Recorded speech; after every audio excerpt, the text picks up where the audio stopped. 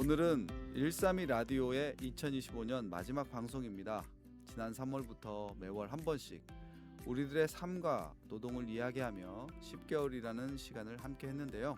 10개월, 청취자 여러분에게는 어떤 시간이었나요? 빠르게 지나갔나요? 더디게 흘렀나요? 어느새 흘러가 버렸다고 생각하시는 분들도 있겠죠. 반대로 머물러 있다거나 정체되어 있다고 느끼는 분도 있을 겁니다. 그렇다면 132 라디오의 시간은 어땠을까요? 저희는 이 시간이 덧없이 흘러갔다거나 변화 없이 정체되지는 않았다고 확신합니다. 매회 노동 뉴스를 모아 소개하고 다양한 분야에서 노동하고 있는 게스트들과 대화하고 조금은 낯설었던 노동법도 이야기하며 단단한 지층처럼 켜켜이 시간을 쌓아왔다고 믿습니다. 그리고 이렇게 쌓인 시간이 저희가 지향하는 더 나은 노동의 미래로 나아갈 든든한 자산이 되어주리라 생각합니다. 오늘 방송에서도 그 지층을 성실하게 쌓아보도록 합니다. 여러분 함께 해주실 거죠?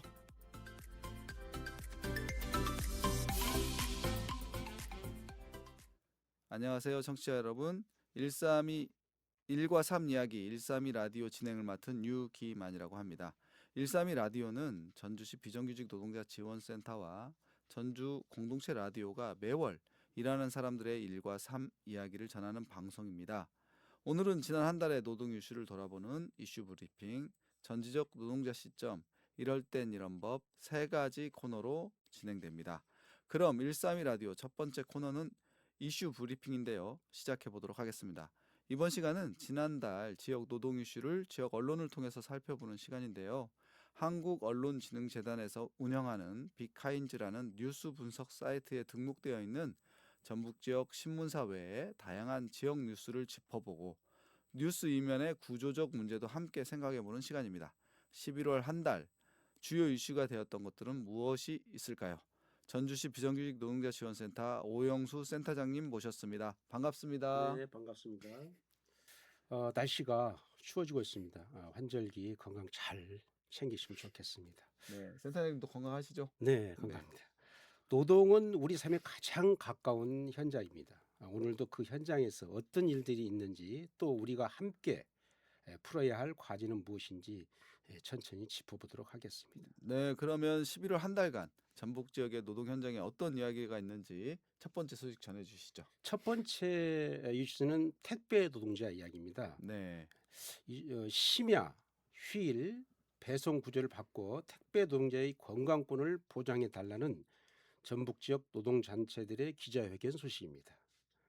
민주노총 전북본부와 전국 택배 노동조합 전북지부는 지난 17일 도청 앞에서 기자회견을 열고 로켓 배송, 심화 배송, 365일 배송은 택배사 간의 무한 속도 경쟁을 일으켜 심야 및 7일 배송을 확산시켰고 이는 결국 택배 노동자의 과로사로 내몰리고 있는 실정입니다.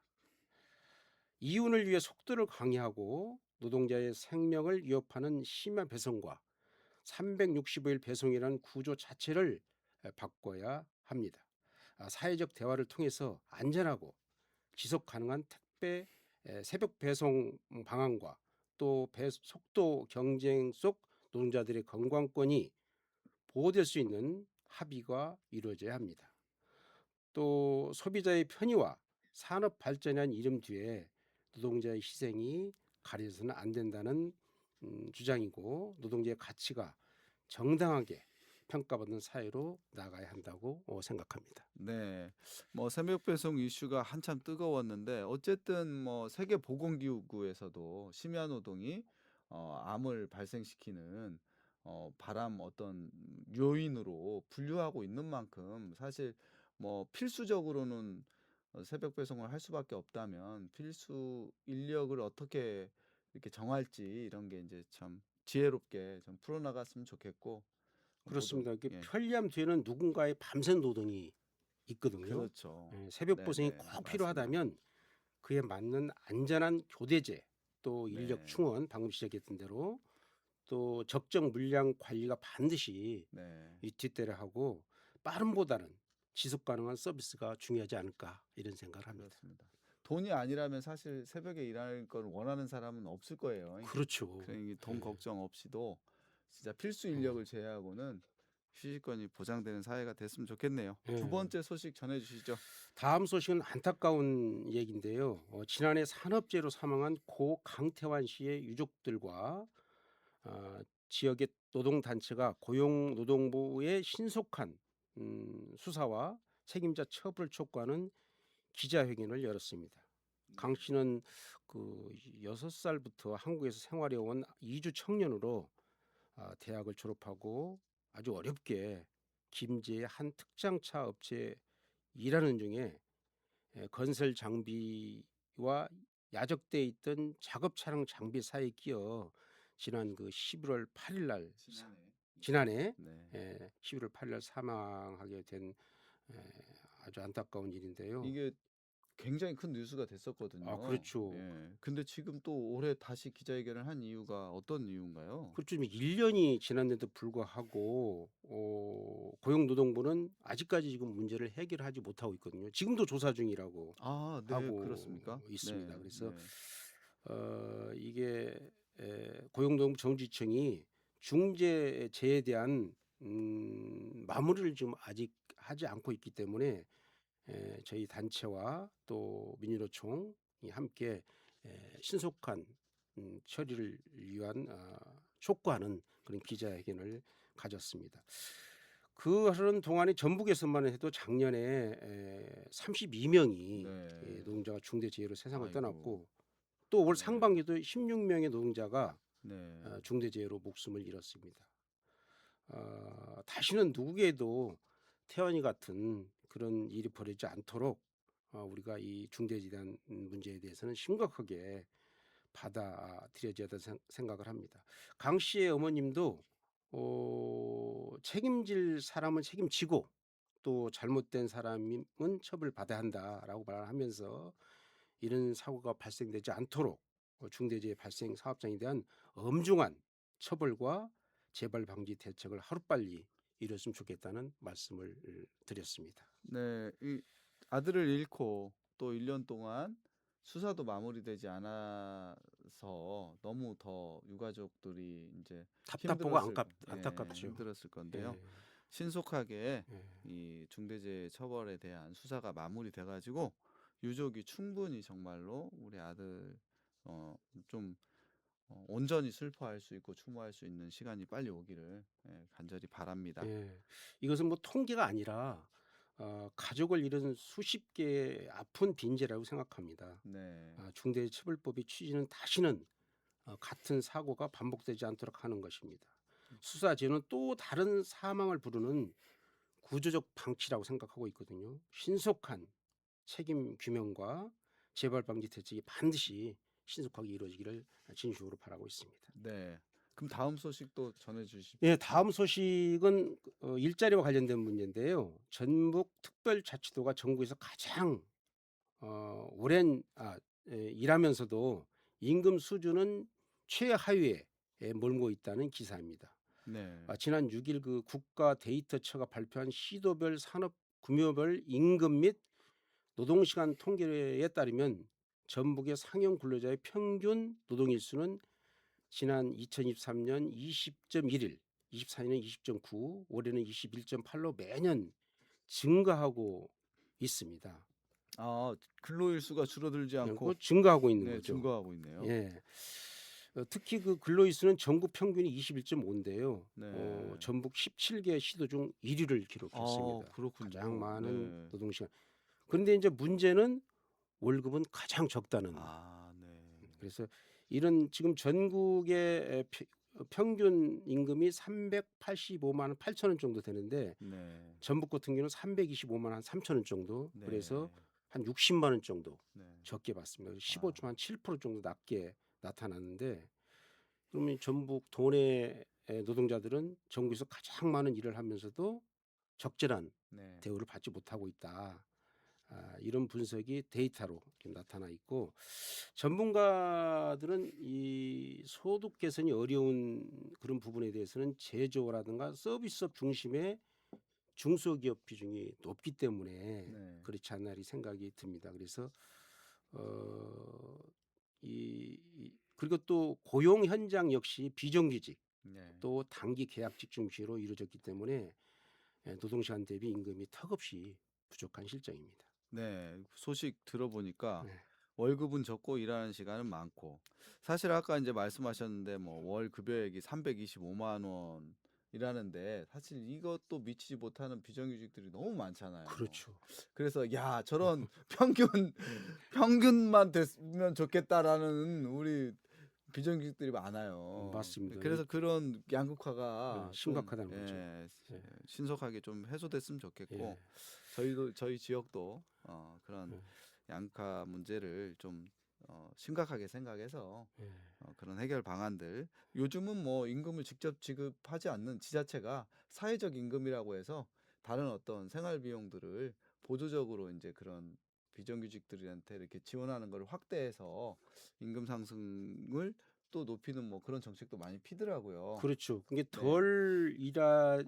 일하지만 덜 받는 구조는 네, 네, 특히 전북 같은 경우는 그 지금 인구 유출이 네, 심각하잖아요. 네, 네, 그래서 이게 그렇죠. 지역 소멸의 직접적인 원인이 되기도 아, 맞아요, 합니다. 그래서 전북의 맞습니다. 고질적 저임금 구조를 바꾸려면 네, 뭐 쉽지 않는 대기업 유치에만 그 네, 지자체에서 그 열을 올리지 말고 지역의 중소기업의 임금 지급 능력을 높이는 네, 거, 네, 네, 이 정책이 필요할 것 같고, 예를 들자면 뭐 지역 혁신 사람 육성한다든가 아니면 중소기업 인건비 지원 및 공정임금제를 네, 실시한다든가, 네, 그다음에 이 부분은 또 불안전 고용 개선이 같이 병행이 된다면은 지금의 어떤 저임금 구조를 바꾸는데 조금은 도움이 되지 않을까 이렇게 생각을 하고 있습니다. 네. 그 이제 뭐 산재 또 임금 문제 이렇게 또 노동 뉴스가 또 안 좋은 뉴스들이 많은데 다음 소식은 어떤 소식입니까? 다음 뉴스는 고령 노동 네. 문제입니다.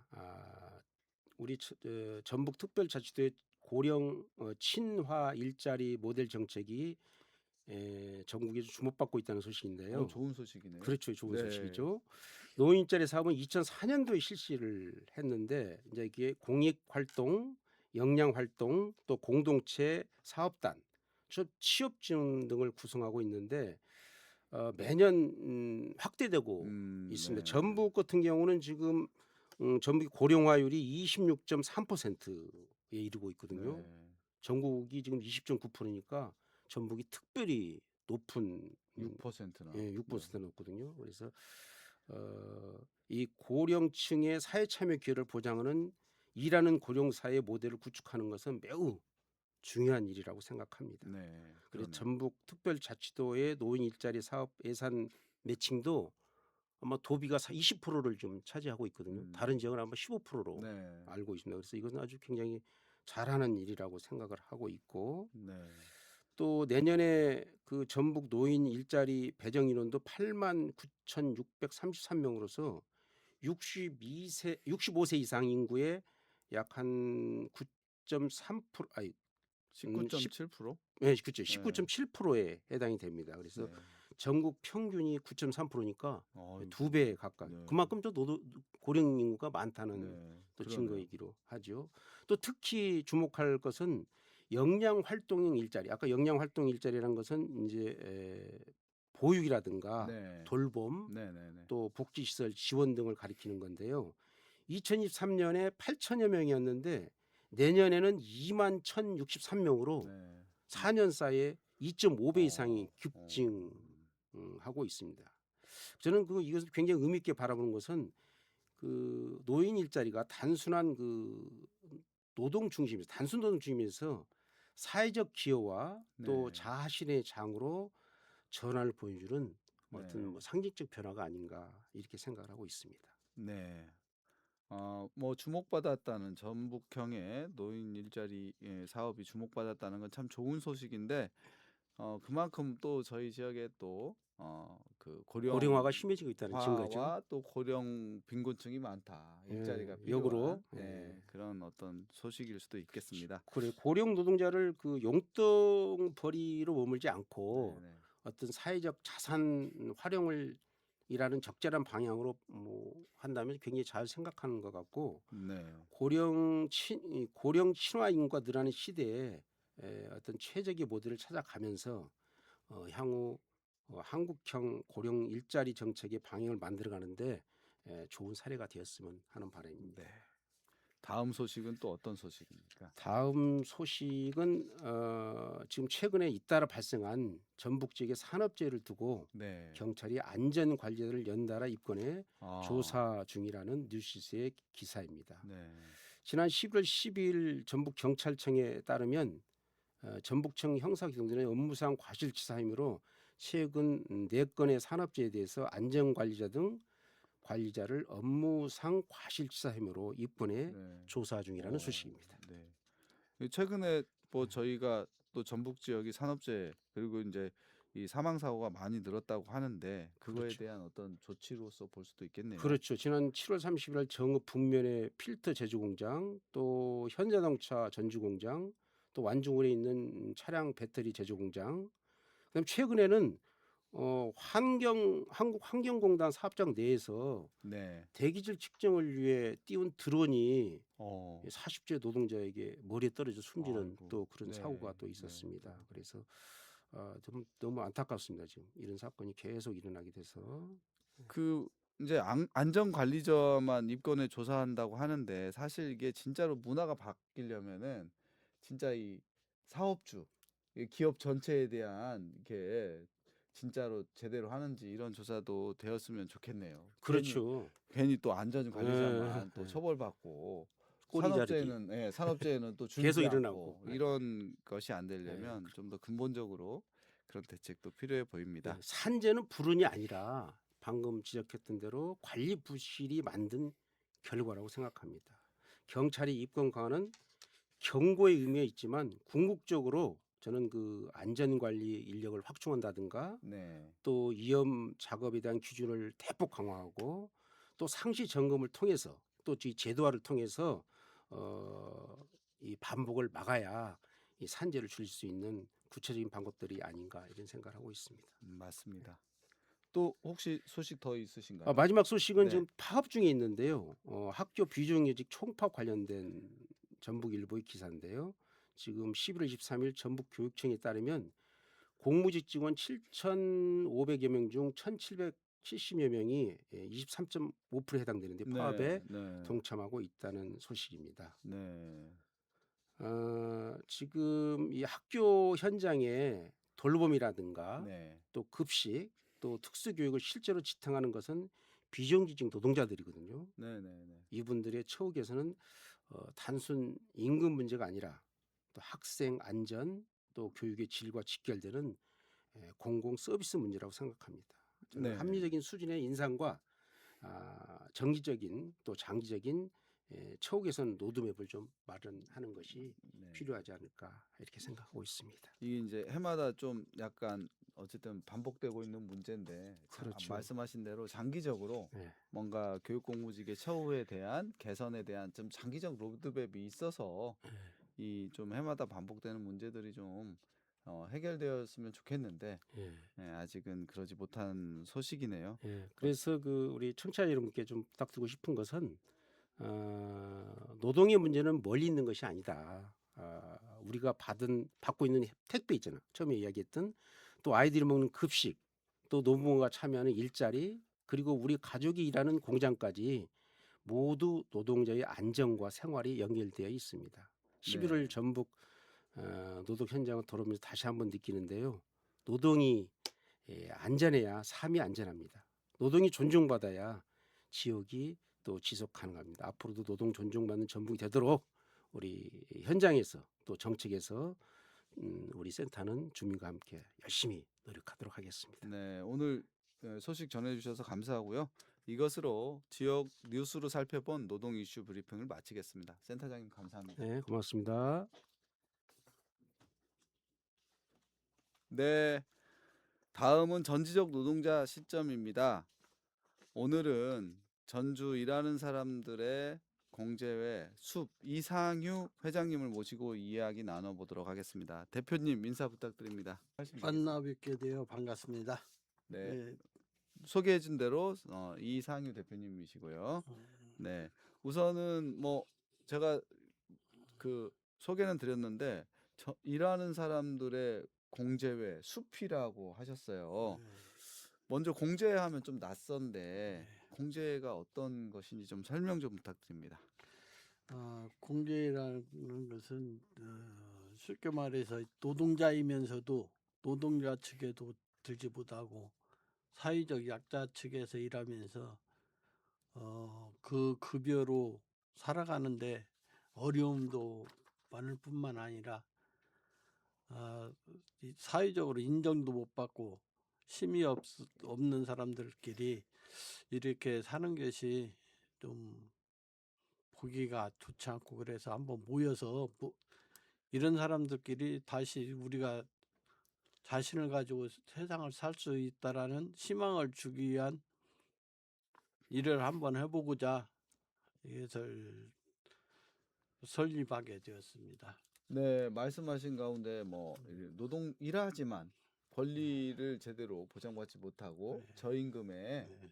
이제 삶이 좀 팍팍한 그런 어떤 계층이 일하는 계층이 함께 모여서 뭔가 공제를 만들었 거다 이렇게 말씀하셨는데 네. 그러면 이제 어쨌든 뭐 서로 이렇게 노동자들이 일하는 사람들이 서로 돕는 어떤 의미인데 뭐 서로 어떤 도움을 어, 주고받는 건가요? 그래서 지금 우리가 좀 어려운 생활이지만 그 일정적인 회비를 네, 내면은 회원이 되고 그 가입을 교회에 하면 네. 그 가입을 하게 되면 회비를 내게 되고, 그 회비를 내면 그 회비를 가지고 또 운영을 하면서 어려움이 당했을 때, 금전적으로 어려움을 당했을 때는 사실 그분들은 저 생계도 막막하게 살아가는데 그 어려움이 당하면은 내 형제간들 친인척들한테도 배제를 당하게 되더라고요. 네. 없이 살다 네. 보니까. 그래서 큰 돈은 아니지만 그런 어려움을 당하면 월 회비가 어느 정도나 됩니까? 일반 의원은 10,000원씩을 네. 내게 되는데요. 네네네. 그 10,000원은 참 적다면 적지만 없는 사람한테는 그게 큰 돈이라 또 그것도 못 내서 못 드는 사람들이 있더라고요. 이렇게 네네네네. 지금 이 가입서를 받다 보니까 네네네. 그것도 어려워서 못 내시는 분이 있는데, 그 10,000원씩은 내면은 적은 돈이지만 그 돈을 가지고 그 돈으로. 어려움을 그 네. 돈을 모아서 그 어려움을 당했을 때 좀 보탬도 주고 금전적으로 보탬도 주고 네. 좀 그리고자 이제 설립을 했는데, 아무튼 그분들한테는 작은 돈이지만 큰 힘이 될 수가 있더라고요. 네. 금전적인 어떤 어려움이 있을 때 예. 도움도 받을 수 있고 또 그 전에는 뭐 서로의 재능을 나눈다 뭐 이런 어떤 말씀도 하셨는데 예. 뭐 그런 거는 어떤 의미인가요? 그것은 쉽게 말해서 내 가정에서 내가 어려움을 당했을 때 예를 들어서 집을 손을 보야겠는데 그걸 음. 그걸 기술 있는 사람한테 맡기게 되면 그 돈이 없어서 손을 못 보고 살게 되고 이런 형편들이 있는 분들이 있더라고요. 그러면은 네. 우리 회원들한테 내가 그런 입장에 처해 있다고 하면 쉽게 말해서 또 그쪽에 기술을 가지신 분이 있으면, 아니면 기술이 그렇게 완벽치는 못해도 할 수 있는 분이 있으면 가서 그냥 재능을 재능을 나눈다. 기부할 수 네. 있는 고 서로 도우면서 네. 돈 들이지 않고 몸으로 할 수 있고 이런 도움을 주면서 한번 살아가 보자고 하는 뜻에서. 네. 어려움이 처할 때 급한 어려움은 이제 금전적인 도움도 받을 수 있지만 일상적으로는 서로의 이제 재능들을 예. 나눈다.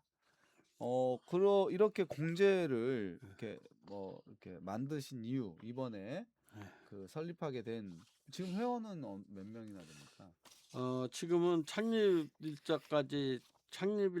13일 날 11월 13일 날 창립을 했거든요. 네네네. 근데 그때까지 33명으로 33명이 예, 창립 총회를 했고 예, 네, 예. 지금도 이제 계속 가입을 받고 있고 네. 있는 상태라 지금은 좀 더 불었을 거로 네. 생각이 듭니다. 이렇게 만드신 뭐 그런 서로 이야기를 나누면서 네. 이런 게 필요해 하고 네. 했던 어떤 좀 직접적인 이유들이 있으신가요? 네, 그러죠. 처음에는 이런 것을 할 때는 나도 과연 이게 뭐 큰 도움이 될까? 이런 생각으로 참여를 했는데 가입서를 받으면서 사람을 만나서 이렇게 대화를 해보니까 아, 이거 참 하기 잘했다. 아, 진짜 이걸 필요로 하는 사람도 있구나를 느끼게 돼서 주로 어, 어떤 분들하고 대화하시면서 그런 거? 이제 이것 대부분이 저 같은 경우에는 제가 경비원을 하고 있어요, 아파트. 네네네. 그래서 그 경비 쪽에 있는 분들하고 어, 그 관리실 아파트 관리실에 있는 분들하고 또 얘기를 해보고 딴 업종에 있는 분들도 얘기를 해봤더니 소외된 사람들이 많이 호응은 하더라고요. 그러면서 좀 같이 했으면 좋겠다라는 그 뜻을 밝히고 가입도 써주고 그러더라고요. 네, 주로 이제 그런 그냥 소외된 분들이 평소에 이제 이런 뭐 뭔가 든든한 어떤 그 이웃이 될 만한 뭐 예. 그런 게 필요하다 이런 것을 많이 느끼고 있었는데 이제 그런 거를 좀 이렇게 확인하셨다고요. 예. 그러면은 어떤 분들이 가입 조건은 무엇이고 회원이 되면 이제 어떤 활동을 하고 어떤 권리가 있는지 뭐 이런 걸 간단히 좀 소개 부탁드립니다. 그게 가입을 하게 되면은 가입 조건은 없습니다. 일단은 그 누구나 가입할 수 예, 있는. 누구나 가입할 수 있고 좌우간 자기가 원하면은 가입을 할 수 있어요. 근데 가입을 하고 나면 전주 공제인데 그럼 전주 예, 외 분도 가능한가요? 그까지는 아직 네. 생각을 안 해봤고 지금 아직 그건 그럼 전주 시민의 한해서 아직은 전주에 사는 분에 한해서 예, 예. 예, 이제 누구나 가입할 수 있다. 예, 예. 그러면 가입을 하면은 그 회원으로서 어, 의무적인 것은 회비를 네, 그렇죠. 당연히. 착실히 잘 내야 네. 되겠고 그리고 회원이 되면 일단 3개월이 되면은 네. 아, 가입한 지 3개월. 가입한 지 3개월이 되게 되면 1년에 한 번서 구정 때 네. 4만 원에서 5만 원 되는 해당하는 선물을 받게 돼요. 회원들에게 예, 각자 회원에게 예. 3개월 이상 되면 그리고 6개월이 되면은 어려우면은 우리가 은행서 빌릴 수 없으면은 여기에다 신청을 하게 되면 이 간단한 검제를 걸쳐서 300만 원 최대 300만 원을 대출을 받는데 연 4% 이자는 연 3%고 24개월을 분할 상환을 할 수 있어서 이게 상환 능력이 좀 괜찮더라고요. 한 번에 목돈으로 갚지 않아서 네. 그런 혜택을 받게 되고 그리고 제 본인이 재해로 사망을 하게 되면 유족에게 300만 원이 지급이 돼요. 그리고 애경사 네. 애경사가 있을 시 각 10만 원씩 적지만 10만 원씩 애경사비로 지출이 되고 보통 이제 상조회가 가지는 기능들을 다 공제도 하는 거네요. 예, 그러죠. 근데 액수가 좀 작고 네. 우리가 적게 내고 네. 적게 하면서 그렇게 서로 도움을 주고 그러죠. 네. 그렇군요. 그거 말고도 이제 어쨌든 지역별로도 여러 가지 서비스가 회원들 간에 이제 뭐 만들어질 수도 있고요. 예, 예. 그리고 그 주말 농장도 네. 무상으로 할 수 있고. 네. 그렇습니까? 네. 네. 뭐 대표님도 이제 공동주택에서 일하신다고 들었는데 아직 이제 많은 분들이 공제를 모르잖아요. 예, 예. 현장에서 아까 공제에 대한 필요성을 진짜 많이 이렇게 필요성 같은 것을 많이 느끼시나요? 예. 그래도 왜 그것을 특히 그러는 분이 자기 혼자서는 할 수 없는 네. 말과 행동이 있거든요. 기약을 네. 받고 자기가 힘이 없다고 느끼고 항시 소외되어 살았기 때문에 네. 자기가 하고픈 말을 못하고 여지껏 살았는데 옆에 있다는 그 힘이라는 게 있어가지고 아 이러고서 이런 말을 해도 되겠다라고 그 사람 자신이 네. 자기들이 그렇게 말을 하더라고요. 혼자서는 이제 예. 외롭고 힘들지만 이제 그렇게 같이 뭔가 소속돼서 하면 힘이 된다. 예, 그 힘을 얻어서 말할 수도 있고 이런 네네네. 용기가 생길 것 같다고. 네, 그렇군요. 옛날에는 이제 공동체 의식이 좀 우리 한국에도 많이 있었는데 지금 사실 많이 사라졌잖아요. 예. 그래서 이제 많이 이제 이렇게 개별화되다 보니까 개인화된 사람들이 느끼는 어떤 그 어려움들을 오히려 지금은 좀 그런 게 필요하지 않은가 하고 이런 마음들이 생긴다는 예, 예, 말씀이시군요. 그래도 이제 어쨌든 개개인으로 살아오는 게 습관이 돼서 사실 공동체 활동, 공제회 활동을 이렇게 막 쉽게 이렇게 같이 뭔가를 한다는 게 쉽지 않다는 의견도 있습니다. 예. 뭐 어떠신가요? 뭐 이렇게 동네에서 뭐 경비 하시니까 네. 요즘 그런 어떠신가요? 뭐 주민들 사는 것도 보시고 그럴 텐데. 예. 그러죠. 그 사실 그것을 보면은 그 주민들 사는 것과 그 일반 우리 경비원이 사는 그 출근해서 사는 시간에 그 시간은 아파트 주민들이 일단 경비원들을 무시를 합니다. 아, 일단 네, 네, 무시를 네. 해요. 왜 네. 그러냐면 지금 그전에는 머슴이라는 것이 농사를 많이 지어서 농사 짓는 집에서 농사를 지어주기 위해서 머슴을 살았는데 지금은 그 머슴이라는 그 단어가만 바뀐 경비원이지 사실은 머슴이거든요. 그런 인식이 좀 지금도 아직도 있다는 있다 거죠. 있죠. 그래가지고 쉽게 생각을 하고 자기들이 시키지 않아야 할 일도 시기에 드는 경우가 있는데 어떤 때는 이제 말다툼도 참 너무나 막 안일하게 대처를 하는 사람들도 있지만 저 같은 경우에는 좀 그런 것이 이래서는 안 되는데 갑질을 너무 한다라는 생각이 네. 들으면 입씨름도 하게 되는데요.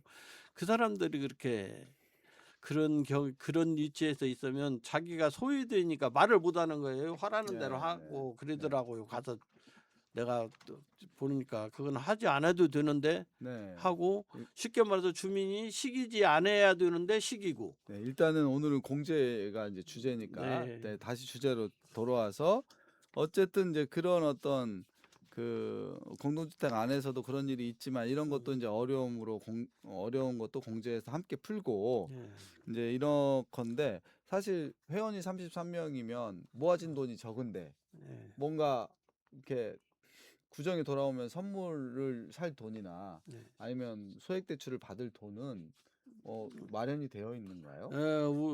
우리 지금 우리 능력으로는 할 수가 없죠. 그래서 네, 지금 이것을 서울에다가 우리가 10,000원을 받으면 네, 6,000원을 서울에다 상납을 해요, 우리가. 네, 왜 우리가 자력으로 지금 뭐 할 수가 없으니까 네. 돈이. 그러면은 우선 서울에서 지금 아까 앞에서 말한 그 금액들을 그쪽에서 지금 대납을 해주고 있어. 서울 그쪽이라는 게 369 풀빵 369 공제위에서요. 네. 그 서울에 이제 풀빵이라는 공제가 또 있고 예예. 그 공제는 뭐 지금 활동한 지가 꽤 돼서 혹시 예. 뭐 그런 게 그 돈이 준비가 돼 있죠. 있다는 거죠. 예예. 네, 그런 그렇군요. 자금이 있어 가지고 그러면은 그거에 전주 공제가 함께 하는 거군요. 예예. 그러죠. 네. 지금 우리가 이제 자력으로 할 수 있을 때까지 네. 우선 거기에서 쉽게 말해서 위탁을 받아서 한다고 하는 게 맞겠죠. 네. 우리가 그렇군요. 못 하니까. 네. 그러면은 이제 풀빵이라는 공제 저도 들어본 것 같은데 뭐 풀빵이라는 공제가 뭐 그렇게 풀빵을 만든 이유가 있다고 저도 네. 있다던데 어떤 이유인가요? 그 전에 그게 7, 80년대에 70년대 그 서울 청계천이라는 곳에서 가면은 그 달동네 같은 데서 봉제 그 네네네. 공장이 많았다고 하더라고요. 저는 이제 가서 보지는 못했는데 그건 이제 많이 책으로도 봤고 읽었고 했는데 거기에 전태일 씨라는 분이 방을 얻어서 거기를 출퇴근을 하는데 버스를 타고 출퇴근을 네. 하게 되었는데 이분이 걸어서 버스를 안 타고 걸어서 출퇴근을 하면서 그 봉제 공장에 이제 그때는 기술을 배우는 사람을 일본말을 우리나라에서 일본어가 개척이 안 되었기 때문에 그때 시다라고였던 모양이에요. 시다. 그 고생하고 이 사람들이 여공들이 배가 고프니까 전태일 씨가 차를 안 타고 출퇴근을 한 돈을 모아서 풀빵을 사다 그 여공들한테 제공을 네. 했다고 하더라고요. 그래서 그런 어려움 속에서 그런 분이 있었기 때문에 그 뜻을 받들어서 이 공제를 만들자고 해서 서울서 맨 먼저 그렇게 창립을 하고 지금 그렇게 하고 있다는 것을 듣고 지금 전주에서도 시작하게 된 거죠. 그렇게 이제 뭐 그 풀빵의 나눔의 정신을 하는 그 공제가 서울에도 있는데 우리도 지역에서도 그걸 알고 우리도 좀 어려운 사람끼리 서로 돕고 나누자 이런 취지로 예. 전주에 이제 공제를 시작했다고 하셨습니다. 이거 공제 잘 되려면 대표님 어떤 것이 지금 제일 필요하다고 생각하십니까? 글쎄요. 일단 회원들이 많았으면 좋겠죠. 회원들이 예. 많이 가입을 해서 일단 참여를 많이 해주시고 뭐 한 사람이 잘한다고 해서 10사람 먹으면 할 수 없는 것이고 천재인 한 사람보단 멍청한 10사람이 낫더라고. 예. 아무튼 여럿이 이렇게 십시일반 네. 참여를 해서 홍보를 해서 일단 인원이 많아야지겠죠. 네. 많아서 회비가 많이 거침으로써 그 돈을 가지고 뭐 자관 아껴서 모아가지고 재산이 일단 많아지야 무슨 사업이든지 할 수 있을 거라 생각을 합니다. 그래서 일단 회원이 늘어나는 것을 네. 우선으로 일단은 이제 하죠. 뭐 회원 확대에 충실하고 네. 이제 그 확대되는 회원만큼 이제 사업도 늘려가면 좀 그런 것이 필요하지 않겠냐 이렇게 말씀하셨는데 오늘 함께 해주셔서 감사하고요. 또 일하는 사람이 서로 돕는 공제 숲이 앞으로 잘 되길 바라고 또 이제 경비 일도 하시니까 우리 이제 센터의 경비와 함께하는 사업이 있으면 많은 참여 부탁드립니다. 네, 감사합니다. 네, 오늘 함께 해주셔서 고맙습니다. 네, 수고하셨습니다. 네. 이번에는 이럴 땐 이런 법 코너입니다. 오늘은 전북특별자치도 노동권익센터 법률지원국장이신 천성아 노무사님을 모시고 이야기 나눠보도록 하겠습니다. 지난달까지는 전주시 비정규직 노동자 지원센터 법규국장이었는데 한 달 만에 소속이 전북특별자치도 노동권익센터 법률지원국장이 되셨는데요. 어서 오세요. 예, 안녕하세요. 지난달까지는 전주시 비정규직센터에서 노동 상담을 했고요. 이번 달 초부터는 전라북도 노동권익센터에서 노동 상담을 하고 있는 노무사 천성화입니다. 예. 반갑습니다.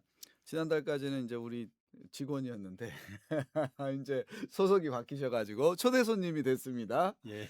네, 반갑고요. 오늘 어쨌든 이제 오늘이 이제 마지막 12월 방송이고 내년에 이제 또 131 라디오 개편이 되는데 뭐 그때도 뭐 같이 해주실 건가요? 불러주시면 영광입니다. 제가 말을 잘 못하지만. 네, 일단은 이렇게 한번 던져놓고 오늘은 노동자들이 실직하였을 때 생활안정을 위해 한 제도, 실업급여 제도에 대해서 알아보겠습니다. 우선 뭐 실업급여 제도가 무엇인지 간단하게 설명 부탁드립니다. 예, 보통 실업수당이라고 해서 권고 사직의 경우나 근로계약 기간의 만료 또는 정년 퇴직자 등이 받는 수당과 관련된 제도를 실업급여 제도라고 하는데요. 이 실업급여 제도는 노동자들이 실직 이후에 자신의 능력이나 적성에 맞는 새로운 직장을 찾는데 필요한 금전적, 시간적 여유를 제공받으면서 재취업을 할 수도 있고 또 직업훈련을 통해서 기능이나 기술 수준을 향상시켜 노동력의 질을 높일 수 있는 그런 제도라고 이해할 수 있겠습니다. 네. 통상 저희가 이제 실업수당이라고 말하는데 구직급여를 비롯해서 여러 종류가 있다고 뭐 말씀을 하셨는데 그 내용 간단히 또 설명 부탁드립니다. 예, 이제 크게 이렇게 세 가지로 얘기해 볼 수 있는데요. 첫째는 우리가 이제 많이 들어봤던 실업수당이라고 부르는 이제 법적인 용어는 구직급여가 있고 또 7일 이상 실업수당을 받는 기간 중에 7일 이상 질병이나 부상, 출산 등으로 근로 능력이 없는 때는 구직급여를 대신해서 지급받는 상병급여라는 제도가 있고요. 둘째로는 퇴직 후에 그러니까 실직된 상태에서 직업훈련을 받을 때 구직급여를 연장해서 이렇게 지급받을 수 있는 훈련 연장급여라고 하는 수당이 있고요. 세 번째로는 취업 촉진 수당이라고 해서 실업수당을 받을 수 있는 기간의 2분의 1 이상이 남은 상태에서 이렇게 취업하는 경우에 지급하는 조기 재취업 수당. 그리고 이제 고용센터의 소개에 의해서 조금 멀리 있는 지역에 걸쳐서 구직 활동을 하는 경우에 교통비나 숙박료를 지급하는 광역 구직 활동비 이런 여러 종류가 있습니다. 아이고 뭐 이것도 또 얘기 들어보니까 또 복잡하네요. 예, 예. 그런데 어쨌든 뭐 실업수당을 구직급여 정확하게는 이제 이렇게 부른다 이렇게 하셨는데 우선은 이제 그래도 이제 제일 궁금한 게 내가 이제 실업자의 입장에서는 실직을 당했어요. 예. 그러면 이제 내가 받을 수 있는지 없는지 이게 이제 제일 궁금할 텐데 이 조건이 있나요? 예. 좀 이제 크게 보면은 실업수당을 받을 수 있는 조건이 한 네 가지 정도로 얘기할 수 있는데요. 첫 번째는 고용보험 가입 기간이 180일 이상일 것. 네. 둘째는 근로의 의사와 능력이 있음에도 취업하지 못한 상태, 즉 실업 상태에 있을 것. 세 번째로는 근로자의 중대한 귀책 사유로 해고가 되었거나 또는 자발적인 퇴직에 해당되지 않을 것. 그리고 네 번째로는 이제 재취업을 위한 노력, 즉 취업 활동을 적극적으로 할 것. 이런 조건들이 갖춰지면 실업수당을 받을 수 있습니다. 네. 그리고 이제 제가 앞에서 이제 근로자의 중대한 귀책 사유로 해고라는 것을 언급을 했는데 이 경우는 뭐냐면은 형법이나 또는 직무와 관련해서 법률 위반으로 금고 이상의 형을 받은 경우와 사업에 막대한 지장을 초래하거나 재산상 손해를 끼친 경우 그리고 정당한 사유 없이 근로계약 또는 취업규칙 등을 위반해서 장기간 무단 결근을 하는 경우는 이런 경우는 이제 실업수당이 지급이 안 되는 네. 그런 경우. 이것도 뭐 무단 결근도 어쨌든 네, 그런 거에 해당이 된다. 예, 예. 네. 그 실업급여를 아까 처음 조건이 180 이상 가입해야 한다고 했는데 예. 이 180일이라는 것이 뭐 이를테면 6개월 근무하면 받을 수 있다는 건가요? 180일이 뭐 우리가 한 달을 30일로 보면 6개월로 이렇게 생각을 해볼 수 있는데 네네네. 이 180일이라고 하는 거는 사실 임금 지급의 기초가 된 날을 네. 얘기를 하는 거거든요. 예를 들어서 일주일에 5일, 월요일에서 금요일까지 이렇게 근무하는 노동자의 경우에는 네네.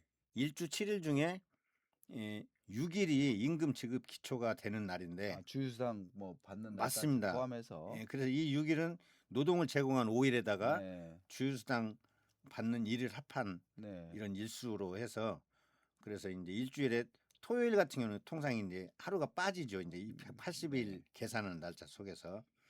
그래서 아. 일주일에 5일을 근무하는 경우는 이렇게 주휴수당 포함해서 달력상으로는 한 7개월 정도 근무하는 경우에 평균적으로 182일이 임금 지급의 기초가 되는 날이거든요. 네네. 그래서 이제 우리가 달력상으로는 한 7개월 이상 근무하면 보통 180일이라는 조건이 충족이 된다고 할 수 있습니다. 네, 아 이것도 헷갈리겠네요. 180일 했냐, 6개월 했는데 뭐 이렇게 생각할 수 있는데, 그렇게 쉽게 많이 생각합니다. 그러니까 이제 무급인 일요일은 빼고, 예, 무급인 토요일. 네, 예, 그 보통요. 그러니까 토요일 네. 빼고 공휴일이 무급일 때는 그것도 빼는가요? 그렇죠. 무급은 네. 뺍니다 일단. 무급은. 예, 네. 결근한 날도 빠지는 거고요, 사실. 아 그렇군요. 그러면 네. 이제 그게 이제 나중에 뭐 예를 들면은 제가 7개월을 일했는데 7개월 중에 무급으로 뭔가 쉰 날이 좀 있는데 180일이 안 되면 그것도 안 되고, 그렇습니다. 12개월 일했다 하더라도 안 되고, 그렇습니다. 네, 예. 네, 그런 걸로 계산을 한다는 거 예, 이거 예. 좀 잘 알아두시면 좋을 것 같고요. 예. 이제 자발적 퇴직이냐 뭐 이런 어떤 이제 요소 중에 판단 요소 중에 이런 게 있는데, 일반적으로 권고사직이나 근로계약 기간의 만료, 정년퇴직 경우는 이제 어쨌든 그 뭐 이렇게 자발적 퇴직은 아니잖아요. 그렇습니다. 근데 이제 예. 체불임금 도 마찬가지고요. 체불임금도 혹시 체불임금으로 인한 퇴직도 뭐 이거 자발적 퇴직이 아니라고 볼 수 있나요? 일단 형태는 자발적 퇴직인데 네, 네, 이제 이 직장에 다니는 직장인들은 월급이 안 나오면은 네. 생활이 유지가 안 되기 때문에 어쩔 수 없이 이제 퇴직을 해야 되잖아요. 그래서 이제 이 임금 체불로 인한 퇴직 등등 해서 비록 이제 형식은 자발적 퇴직이더라도 실업수당을 받을 수 있는 경우들이 네, 많이 있습니다.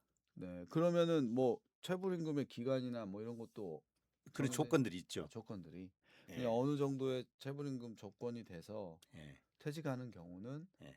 자발적인 퇴직이다 하더라도 그건 자발적 퇴직으로 볼 수 없다는 어떤 예, 그런 판단이네요. 보더라도 자발적 예, 퇴직이더라도 실업수당은 지급을 받을 수 한다. 있다. 그러면은 그 조건도 이제 구체적으로 좀 알아야겠네요. 체불임금을 당했어요. 그래서 예. 이제 내가 이 생활비가 없어서 그만두고 이거 더 이상 못 다니겠어 했을 때는 그 조건도 뭐 지금 좀 알려주실 수 있나요? 안내는? 예, 예. 그 이제 그런 자발적인 퇴직 중에서도 이 실업수당을 받을 수 있는 그런 그 조건에 대해서 고용 이 보험법에서 규정을 하고 네, 있습니다. 네, 네, 네. 예, 좀 이제 사례를 들으면 아까 말씀하신 임금 체불이나 네. 뭐 최저임금에 미달되는 그런 임금을 지급하는 경우는 음. 1년에 2개월 이상 그런 경우가 있는 경우에 네. 이렇게 퇴직하는 경우는 이 실업수당을 받을 수 있고요. 음. 그리고 이제 뭐 종교나 성별, 노조 활동 등을 이유로 회사에서 불합리한 차별 대우를 받아가지고 퇴직하는 경우, 그리고 성희롱이나 직장 내 괴롭힘으로 자발적으로 퇴직한 경우, 또 왕복 시간이 3시간 이상 걸리는 곳으로 사업장 이전을 하거나 네. 또는 이제 전보가 된 경우에 네, 네, 네. 이렇게 이제 퇴직을 하는 경우, 그리고 부모나 동거 친족 등의 질병 부상 등을로 이제 30일 이상 본인이 간호해야 할 필요가 있는데 회사 사정상 휴가나 휴직이 허용되지 않아서 이렇게 퇴직하는 경우도 실업수당 조건을 받을 수 있는 실업수당을 받을 수 있는 그런 조건 중에 하나로 이제 충족을 시키고요. 그리고 이제 체력 부족이나 심신 장애 등으로 업무 수행이 곤란할 때 회사 사정상 뭐 쉬운 업무로의 전환이나 또는 이제 휴직, 휴가 등이 허용되지 않아서 퇴직하는 경우, 그리고 네. 이제 임신, 출산, 육아 등 이 업무를 계속 수행하기 어려운 경우에 역시 회사 사정상 휴가나 휴직이 허용되지 않아 퇴직하는 경우 등에는 형식은 자발적인 퇴직이더라도 실업수당을 받을 수 있는 조건으로 그렇게 고용보험법에서 규정을 하고 있습니다. 네. 어쨌든 이제 뭐 차별 대우를 받았다면 차별을 했다는 뭐 그런 어떤 뭐 공적인 어떤 판단이 있어야 됩니까? 그렇습니다. 네. 예, 노동 그게 또 노동부의 차별이다 이거는. 예, 신고를 해서 네. 그리고 인정을 받는 그런 이제 입증은 있어야 네. 되는 것입니다. 근데 아무리 이제 뭐 차별이라 하더라도 예. 주관적인 거는 안 되고 그렇습니다. 객관적인 이제 차별 예. 행위에 대한 판단 예, 그리고 이제 뭐 직장 내 괴롭힘이나 성희롱도 마찬가지로 마찬가지입니다. 네, 예, 이제. 마찬가지로 예. 그런 어떤 판단이 있을 때 예. 그리고 이제 각각의 사안들도 어쨌든 기준들이 또 세세히 있을 텐데 이런 것들은 뭐 또 점차 또 여쭤보도록 하고요. 예, 예.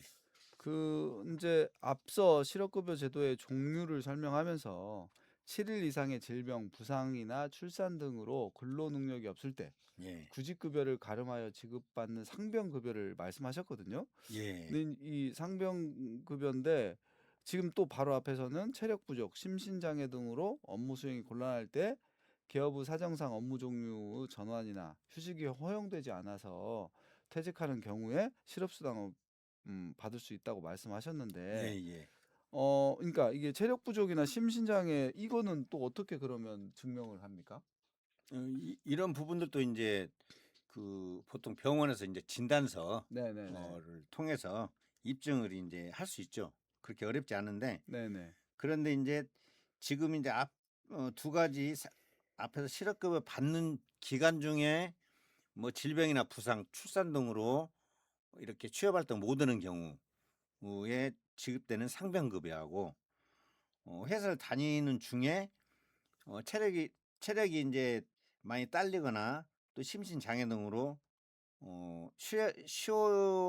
쉬어야 되는데 회사 사정상 뭐 휴직 같은 게 허용되지 않아서 퇴직하는 경우 네네. 내용은 비슷한데 네. 이게 이제 앞부분 이 실업수당 종류를 말씀드릴 때 상병급여는 네. 실업수당 받는 기간 동안에 네. 질병 부상으로 아, 이제 네네. 원래는 취업 활동을 해야 실업수당이 지급되는 건데 네. 그런 이 취업 활동을 못 하는 그런 사정 경우는 실업수당 대신 명칭만 상병급여라고 해서 내내 실제는 실업수당인데 그게 곧바로 지급이 되고요. 그러면은 상병수당 받은 기간은 실업수당 받는 기간에 합산이 됩니까? 그렇습니다. 아, 그 기간 네네네. 사실상 그 기간입니다. 네네네. 예, 그거고 근무 중에 이렇게 이제 체력 부족이나 심신 장애 등으로 이제 회사 사정상 뭐 휴직이나 휴가를 줄 수 없는 그런 이 기업에서 그냥 퇴직하는 경우 이런 경우도 실업수당을 받을 수 있는데 바로 주는 건 아니고 일단은 그 체력 보강, 이 심신 장애를 요양은 좀 해야 될 거 아니에요. 그래서 취업 활동할 수 있을 정도로 체력을 회복한 다음에 이제 실업수당을 신청하면 그때 이제 실업수당을 지급받을 수가 있다는 겁니다. 그러니까 예. 만약에 뭐 심신장애 예. 예를 들면 제가 막 무슨 뭐 공황 장애가 생겼어요. 예, 그럼 공황 장애로 이제 근무가 어렵다. 예. 그러면은 그 진단이 있으면 된다는 거죠? 진단이 있고 네. 우선은 회사에 네. 내가 좀 이 쉬면서 요양을 해야 된다고 하더라 네. 병원에서. 네. 그래서 휴가나 휴직이 좀 필요하다 네. 했- 요청을 하고 요청을 하고 회사에서는 우리 회사는 이 안 규모도 된다. 적거니 네. 그걸 줄 수가 없다라고 네. 하면 부득이 퇴직을 해서 요양을 해야 되는데 네. 그런 절차를 거쳐서 네. 거치면은 이 다음에 이제 체력을 회복한 후에 네. 이 실업수당을 신청하면 받을 수 있다는 겁니다. 네. 뭐 예를 들면 그게 우울증이어도 상관없고 그렇습니다. 어떤 그런 예, 거 병원의 진단서로 이제 입증이 되는 겁니다. 그게. 네. 네. 그렇군요. 이번에는 고용보험에 가입한 기간과 연령에 따라서 예. 이제 받을 수 있는 실업수당이 다르고 매번 변하지 않습니까? 예. 최근에는 어떻게 지금 변해서 이렇게 정해져 있는지 좀 설명 부탁드리겠습니다. 예. 이제 실업수당은 이제 받는 기간이 이 우리 노동자들이 사업장을 퇴직한 시점에서 나이가 연령이 만으로 몇 세냐 네. 그게 이제 큰 기준 중에 하나인데요. 만 50세를 기준으로 하겠습니다. 네, 50세. 예. 그래서 만 50세 미만과 만 50세 이상으로 구분해서 그거하고 고용보험 가입 기간하고 이렇게 이제 종합해서 그 실업수당을 받을 수 있는 이 소위 수급 일자인데 수급 일수가 정해지는데요. 50세 미만의 노동자는 이제 고용보험 가입 기간이 1년 미만인 경우는 120일분을 실업수당을 받고요. 네. 그리고 가입 기간이 1년 이상 3년 미만은 150일, 3년 이상 5년 미만은 180일, 5년 이상 10년 미만은 210일, 10년 이상 240일. 일이 이제 최고인데 240일을 받을 수 있습니다. 네. 이에 반해서 이제 퇴직하는 시점에서 만 50세 이상인 노동자 그리고 장애인 고용법상 장애인은 고용보험 가입 기간이 1년 미만인 경우는 50세 미만인 것 같이 120일분. 근데 가입 기간이 1년 이상 3년 미만은 180일 6개월을 받을 수 있거든요. 이거는 이제 50세 미만보다 1개월 많은 거. 한 달이 더 이제 연장된 기간만큼 더 받을 수 있습니다. 이런 식으로 해서 50세 이상과 장애인은 10년 이상 근무한 경우는 270일, 최고 9개월을 받을 수 있습니다. 네. 그리고 이제 그런데 이제 이 실업수당은 특별한 사정이 없는 경우는 네. 퇴직한 때로부터 12개월, 네. 즉 1년 이내에 지급받아야 음. 하는 것으로 되어 있거든요. 그러니까 1년 이내에 신청하면 예. 되는 거죠. 1년이 아니면 되는 때까지 9개월이라도 그렇습니다. 네. 9개월은 다 받아야 됩니다. 네네. 예, 자기가 받아야 되는 수령하는 그 수령 일자가 1년을 넘을 수는 없다. 예, 그렇습니다. 그래서 실업수당을 받을 수 있는 조건이 되는 노동자들은 이제 퇴직 후에 가급적 빠른 시일 내에 이제 고용센터를 방문해서 실업수당에 관해서 확인도 하고 신청을 할 필요가 있다고 하겠습니다. 그러네요. 예. 크게는 이제 나이 50세 이하와 미만과 이상 이렇게 예. 나뉘고 가입 기간과 이 두 개를 합산해서 1년 미만의 경우에는 똑같고 예. 1년 이상의 경우에는 50세 이상은 1개월이 많습니다. 1개월씩 많다. 예, 예, 예. 그렇게 됐네요. 예. 그러면 실업수당을 이제 예를 들면은 뭐 1년 이상 가입하고 받고 또 1년 이상 가입하고 받고 뭐 이렇게 계속 이렇게 실업수당을 언제까지라도 받을 수 있나요? 그런 실업수당이 혹시 받는 횟수가 제한되어 있나요? 현재까지 실업수당을 이제 받을 수 있는 횟수 제한은 없습니다. 네.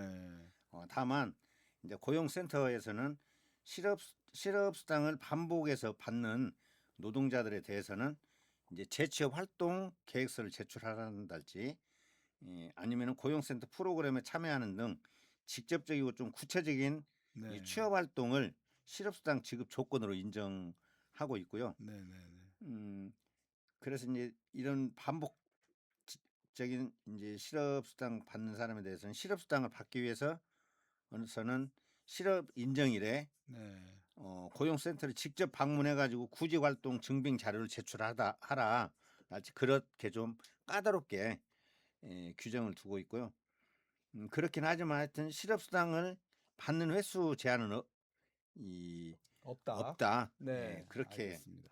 아시면 되겠습니다. 네. 시간 관계상 마지막으로 한 30초 정도로 꼭 알아야 되는 실업급여에 대해서 말씀 간단하게만 부탁드리겠습니다. 예. 뭐 특별한 건 아니고요. 통상 이제 실업수당을 받게 되는 과정 첫 단계에서 고용센터에서 충분히 안내는 하고 있는 사항이긴 한데 실업수당을 받는 기간에 어떤 일당제 등 그 근로 제공으로 소득이 있는 경우는 네네.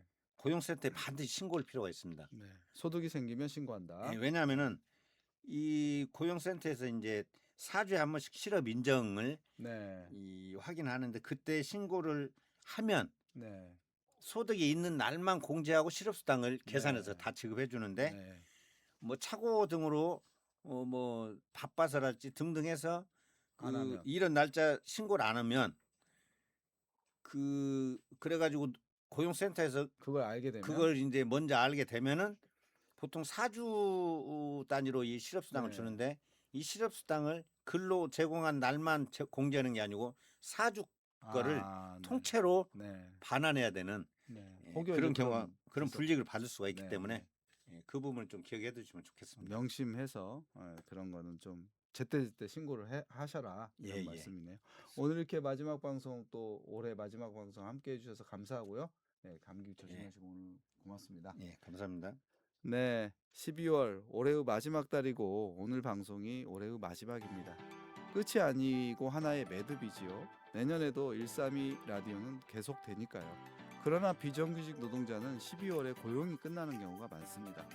내년을 기약하지 못하는 비정규직 노동자들에게 12월은 어쩌면 고용의 단절을 뜻하기도 합니다. 모든 노동자들의 연말이 단절이 아니라 이어짐의 연말이 되길 바라며 오늘 또 노동자의 권리는 마땅합니다.